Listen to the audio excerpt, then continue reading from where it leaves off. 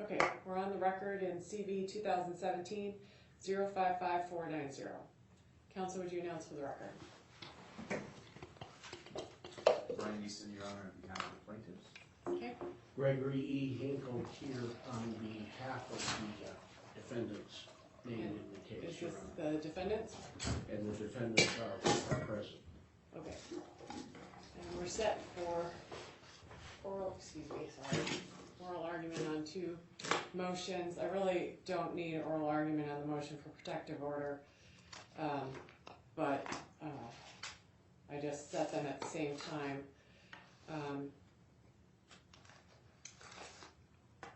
We'll talk about that one second.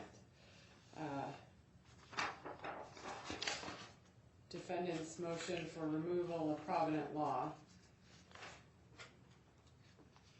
Mr. Hinkle? Yes. You can Want to stay take there. that motion first. Yep. Thank you, Your Honor.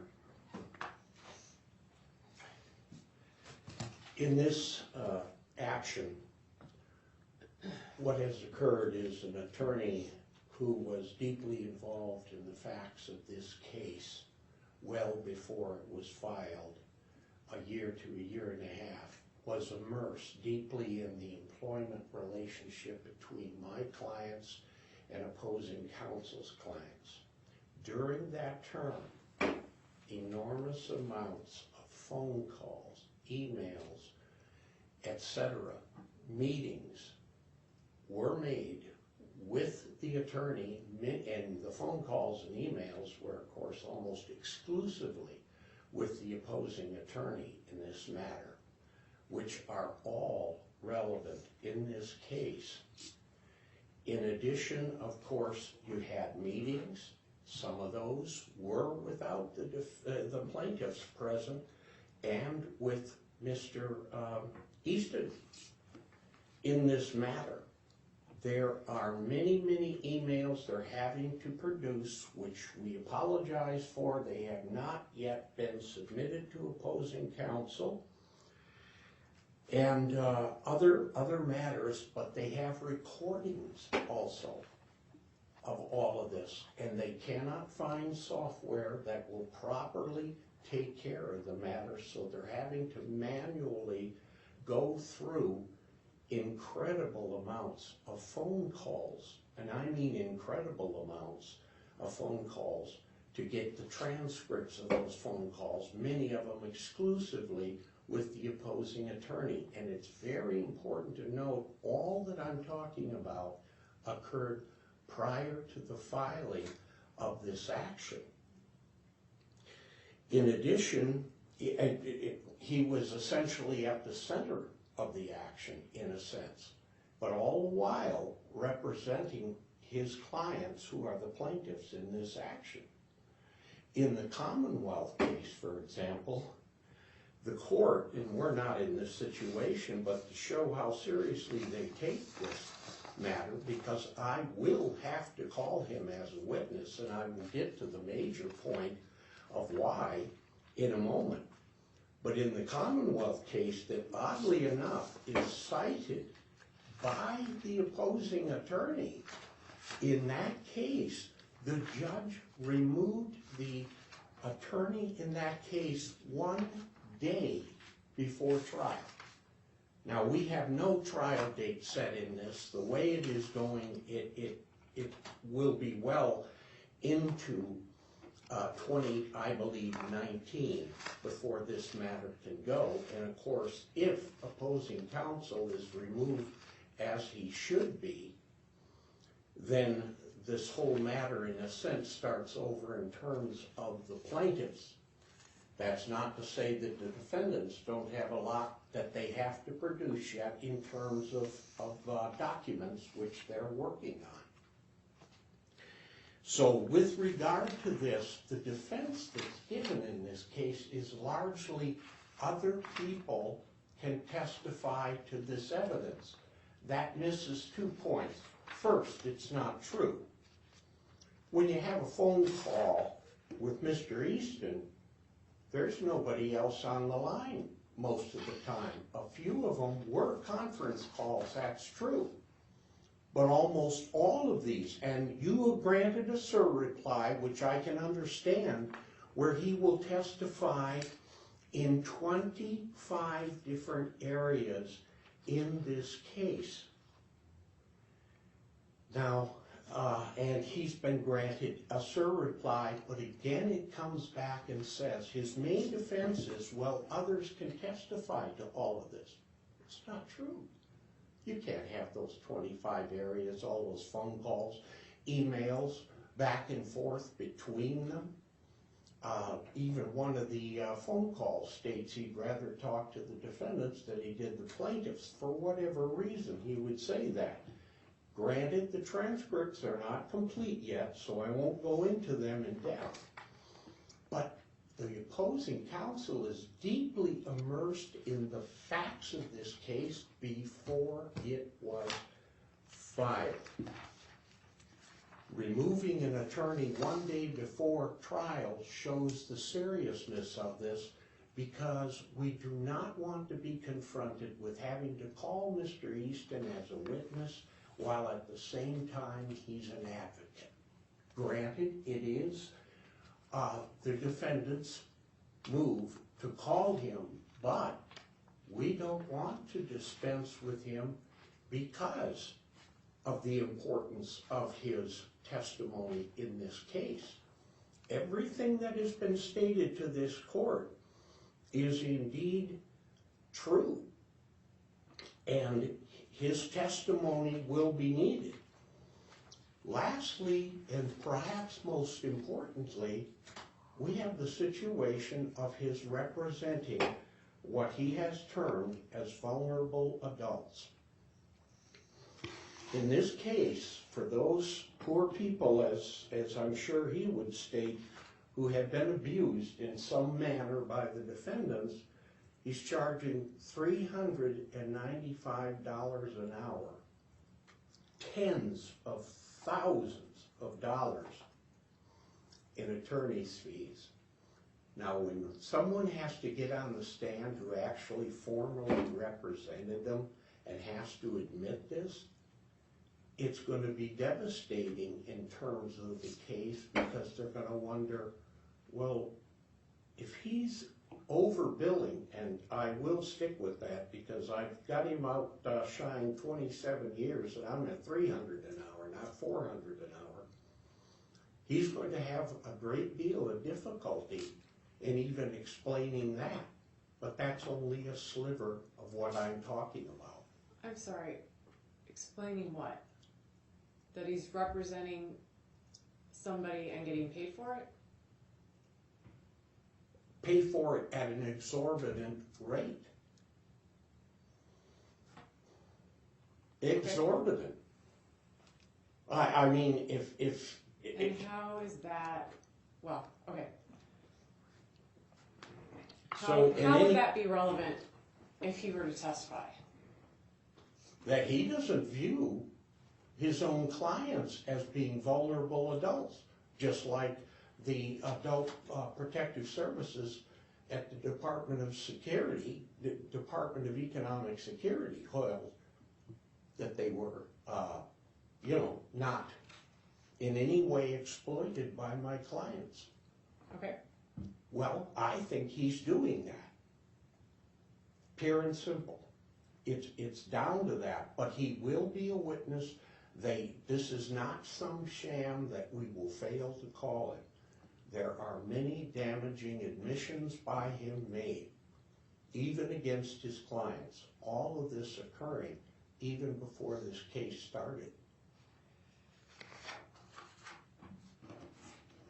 Thank you, Your Honor.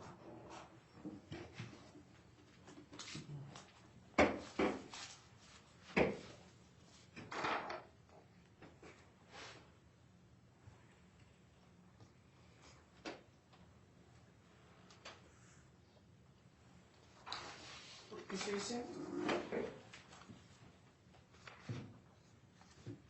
Thank you, Your Honor, and good morning.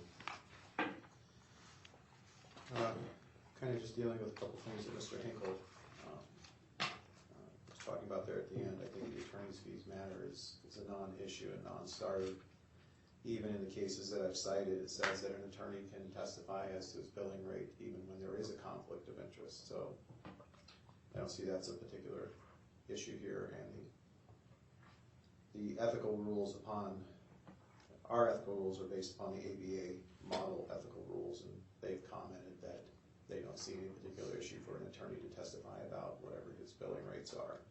And I will testify to I will tell the court as well that I represent people in guardianships and conservatorships who are protected persons who are under disability, and my rates have never come into question by the court. They've never been challenged. So in my mind, it's a non-issue, and I think we move on from there.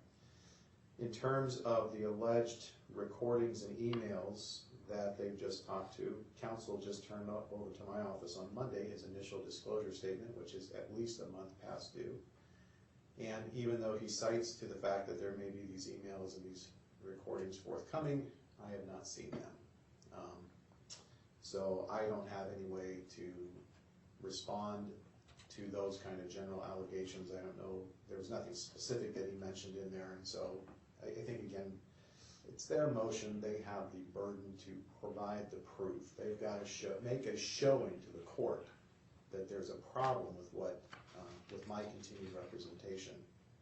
And they just haven't done it. In fact, in their initial motion, Mr. Castabelli swears out an affidavit. The first paragraph says, I'm Mr. Castabelli, I have knowledge of these facts. The second paragraph just has some very general representations, talks about meetings and phone calls. That's not the kind of showing that the court needs. They need to see some specific information that's going to show that there's a conflict of interest of some sort that's being created, or that I'm a necessary witness. The necessary witness requirement under the case law is very specific and says that in a case where I am a necessary witness, as in I provide basically the only testimony on a particular topic, then I might be a necessary witness. There's exceptions even to that, one of which I've already mentioned. Another one, which is another exception to that rule, is that the court has to get into a balancing test. They got to see if there's an undue burden that's going to be imposed upon the plaintiffs in this matter, who are elderly folks. But in any event, they haven't made the requisite showing that I'm a necessary witness. Even what Mr. Hinkle was arguing, that if I'm on the phone to either Mr. Castabelli or Ms. Castelli, they still were on the phone. They are the other person on the phone that's listening, and they can testify to whatever they think they heard or whatever was said. So I'm not a necessary witness as far as their case goes. And that's the essential issue here, and they're missing the point on that. So they've talked how I've been deeply immersed in an employment relationship. I don't know what they mean by employment relationship, although I think what they mean is that they represented my clients previously as agents under a durable power of attorney. And so to the extent that they're talking about that, that's the closest I can understand. Deeply immersed in their employment relationship, I don't know exactly what they're getting at. I did represent the Johansons in several matters before this case came up. That is absolutely true, Your Honor. I've admitted to that and don't have any problem with that. But for instance, in their list of 25 different areas they called me to testify, or they said I might be involved with, most of those involve those prior cases. If you want to take a look at those, in their reply, I think, is where they listed those 25 areas. Let's see. You don't really have to go through all of them. Okay. I mean, they're just allegations. Yeah, I mean, those 25 areas, they talk about areas of testimony, but they don't talk about any specific testimony. They don't talk about how it's necessary for this case. They don't even distinguish that these are parts of different cases, so like when they talk about Ms. Sabatini, that was somebody that was at the very initial time I started representing the Johansons in regards to a trust matter. Okay, that has nothing to do with the allegations in this case. There are several other areas identified in there that relate to that trust matter. None of those are part of this case. It goes on and on. All the areas are just generalized, and they're not stated with any specificity. And specificity is the necessary thing here, Your Honor, because the case law says you have to make a showing. Well, there's no showing here. They haven't produced any emails, they haven't produced any voicemails today, they haven't produced any even allegations of specific things that they need my testimony on. And so I think they just fall woefully short. This is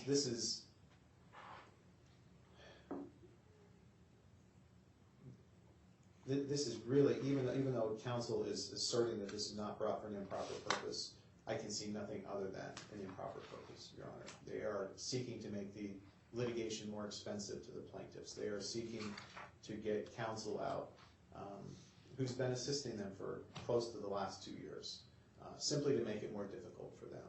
And without more, without the kind of specificity that's required, this looks nothing more than just a shot at making things more expensive and more difficult for the plaintiffs in their lawsuit.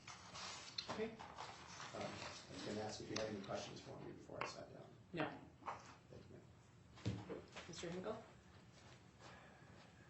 Yes, Your Honor, the point that opposing counsel is missing, and which I failed to bring up originally, is that it isn't just that someone else can testify as to it, it's who testifies. If it's Mr. Eastin, its impact will have far more than, for example, if my clients merely testify, which they can do, as to the phone calls in this matter, all the time while Mr. Eastin was representing the plaintiffs in this action. He fails to see that difference and that importance. See, what will happen is the defendants and plaintiffs, normally juries or judges, will take them with a little grain of salt because they inherently have a vested interest in the litigation or they wouldn't be in it. Well, in this case, if it's the opposing counsel who unfortunately did immerse himself in this matter, it will be an altogether different matter if he is the one testifying.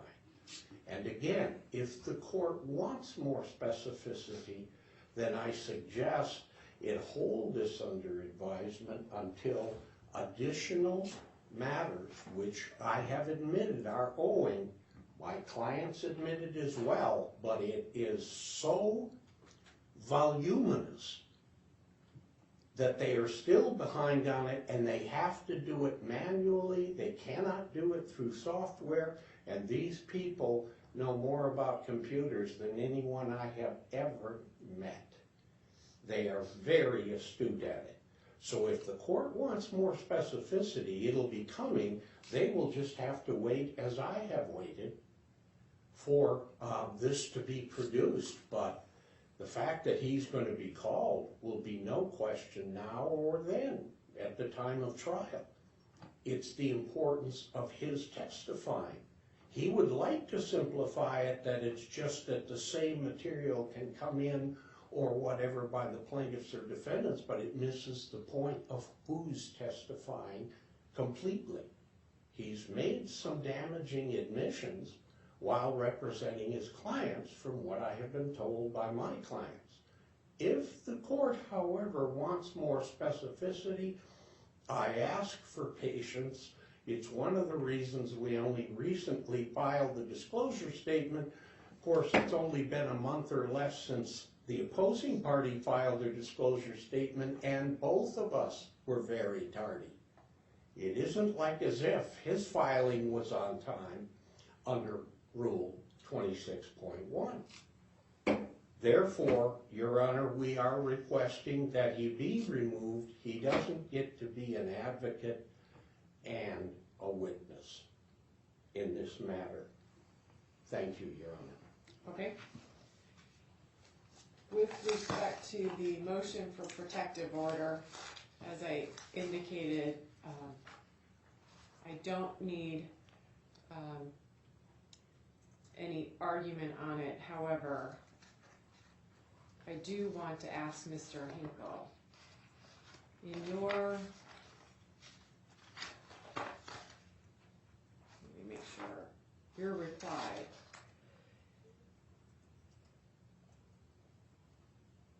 you write that at the time Mr. Eastin sent an email to you, you were not even the attorney of record for the defendants at the time of October 19th.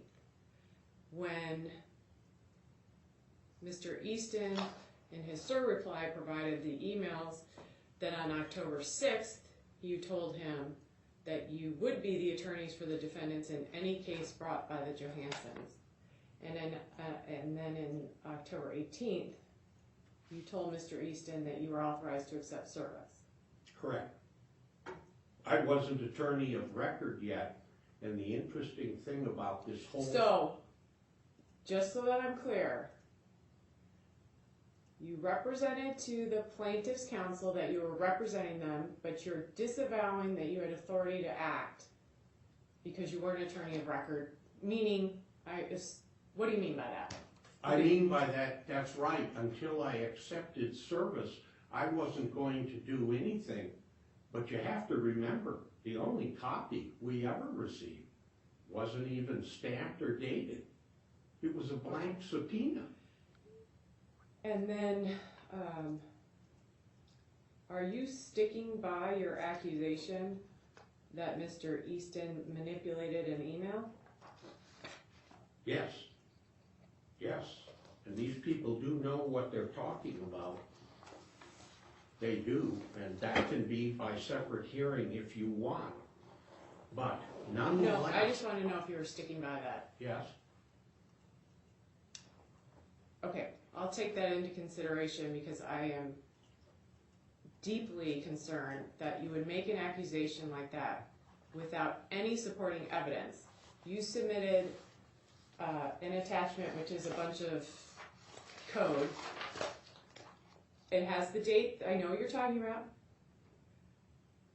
but no affidavit from an expert that could explain that. Just basic understanding from me of electronic data is that doesn't mean it was manipulated. So I'm deeply concerned about an accusation like that.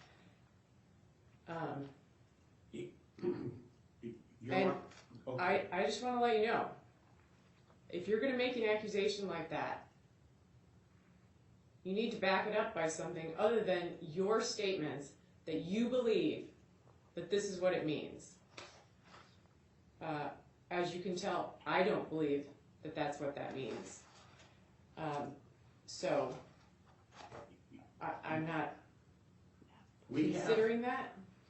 I understand, Your Honor. Apparently this subpoena was issued immediately before there was even an opposing attorney, and what complicates it, Compass Bank sends the documents with the social security numbers and so forth of my clients, which is now public, which is a violation of federal law. But all of this was occurring even before I was going to accept service. I'm sorry, Mr. Eastin, my understanding is that the subpoenas did not actually issue until, hold on.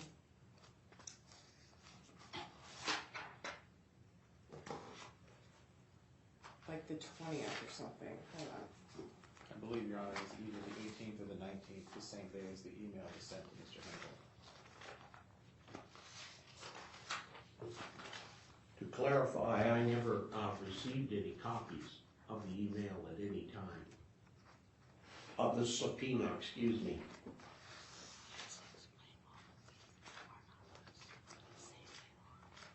Okay. It is ordered denying the motion for protective order. It is also ordered denying the motion for removal of provident law as counsel for plaintiffs. The showing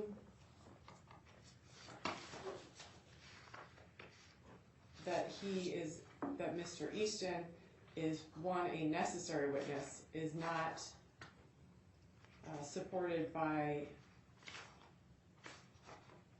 anything other than allegations.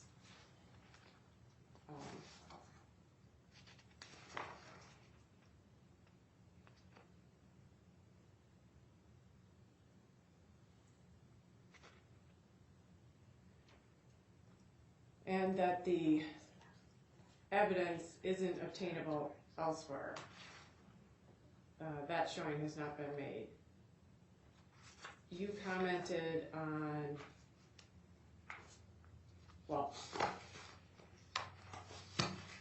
you indicated that you wanted the court to hold it in abeyance because you felt that there would be additional information forthcoming. There will be, The court will not delay this any farther, based on what I've seen so far, based on the allegations. You can re-raise it at a later date if you can provide supporting evidence for your motion. Okay? Or Thank you, recess. Your Honor.